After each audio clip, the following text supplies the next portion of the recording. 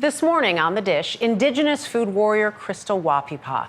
While she may be self-titled, there may be no better word to describe her than warrior. The James Beard finalist is a leader in advocating for Native American food sovereignty, which is the right of Indigenous people to produce their own traditional foods on their own lands.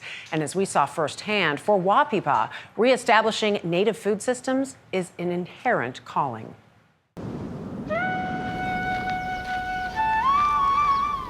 We all come from all different backgrounds.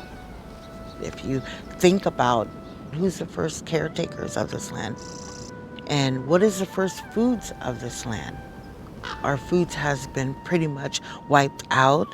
Standing on the shoulders of her ancestors, Indigenous chef Crystal Wahpepah has dedicated her life's work to reviving and reclaiming Native American foods. People ask, what is reclaiming? Reclaiming is where we can actually have our own seeds, to grow these seeds and to harvest them, to feed the community. When you first say to people Native foods or Indigenous foods, what are those? Because I think some people don't necessarily know. Yeah, no, they don't. Food from this land all throughout North America and what we represent. Right. Tomatoes originated from here. We have our berries, things like that. Surrounded by vineyards in California's Sonoma Valley, This is a farm that was given back to the Native people, and it's native-led. this nearly 8-acre plot was secured through the native-led nonprofit, the Cultural Conservancy. For Wahpepah, the land has become an agricultural lifeline, giving her a communal space to grow offerings like heirloom beans. As you can see right here. Oh, wow. Yes. A small representation of her efforts to get native foods onto new plates. What are some of the things that I'm going to taste when I'm at the restaurant? Oh, you're definitely gonna have the Buffalo Creek winter squash. One of the gourds that has fed her tribe for centuries, now celebrated at her Oakland-based restaurant, Wahpepah's Kitchen. Among the first restaurants dedicated to serving Indigenous foods, using a modern table to reintroduce traditional native fare. So we have the Three Sisters veggie bowl, and then you just kind of mix it together. This represents strength because how the beans, corn, and squash are planted together. Tell me why it's been so important to you to bring Indigenous foods here. Very much important. I seen at a very young age of the absence of it when it comes into our food. I always would see it in the inner community, but I've never seen it on the out. So I wanted to create a space where everyone can enjoy Native American foods. As part of the Kickapoo Nation of Oklahoma, Wahpepah honors her tribe's long-standing and sacred relationship with a regional resource. So we would always have deer all the time. The meat is charred over an open flame until tender. Oh my God. Flavors so good, they've transcended generations, It's one of the best. including these bison meatballs topped with blueberry sauce, Really delicious. And I love the blueberry with it. wild rice fritters drizzled with pepita cream, and these towering tostadas packed with smoked salmon and potatoes, topped with pickled red onions and sliced jalapenos, heating up a hefty bite. I guarantee you, it's gonna keep you real full. It takes me back to when I was a young girl, having potatoes and salmon. Growing up along the Pacific Coast in a multi-tribal community, Wahpepah spent her childhood cooking alongside her elders, including her grandparents.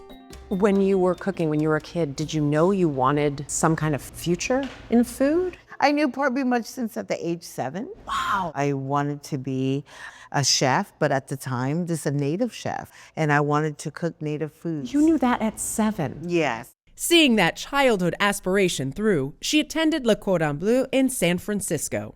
That feels so traditional. I wanted to learn the traditional techniques to take it back into culinary when it comes into native foods. No one can really show you, not unless if you're a hunter or if Your grandma and grandfather could have, but that was it, right? And so I really wanted to take native foods to another platform.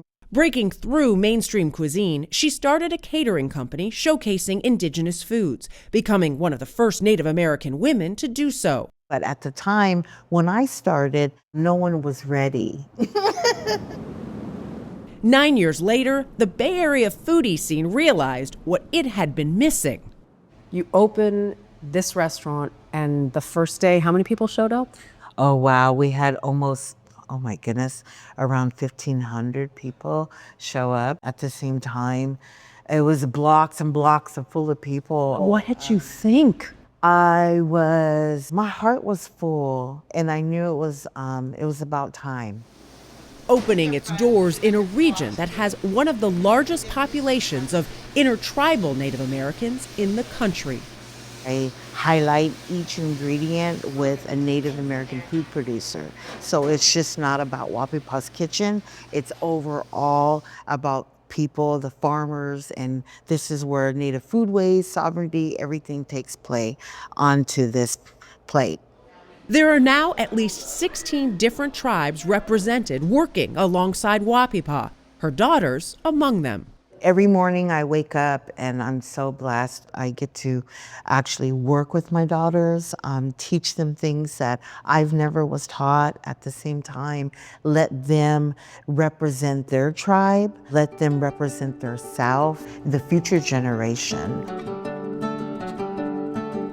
Establishing a legacy of her own by replanting Native American food systems, Crystal Wahpepah's efforts have taken root. The fruits of her labor growing into a reality she once only dreamed of. The 7-year-old Crystal, if she saw what you've created, what would she think? Wow. She was just this young girl wanting to see like a native restaurant or wanted to see more of our foods being visible and coming more to life, where our foods are going to be recognized from people from all over. And it's doing that right now. Loved my 2 days with her, loved every bite, as you could see. She sent some hibiscus tea. We have it with pineapple and cinnamon because the food too hard to send. She's doing a cookbook, Feather and Fork, that should be out next spring. 125 intertribal recipes that she'll be putting out there for people to try. I'm giving you a side eye. You too, Ms. Wahpepah, because that tostada with salmon. Go. When you're in the Bay Area, go. 1,500 people. Unbelievable. At the opening. Yeah. I love it.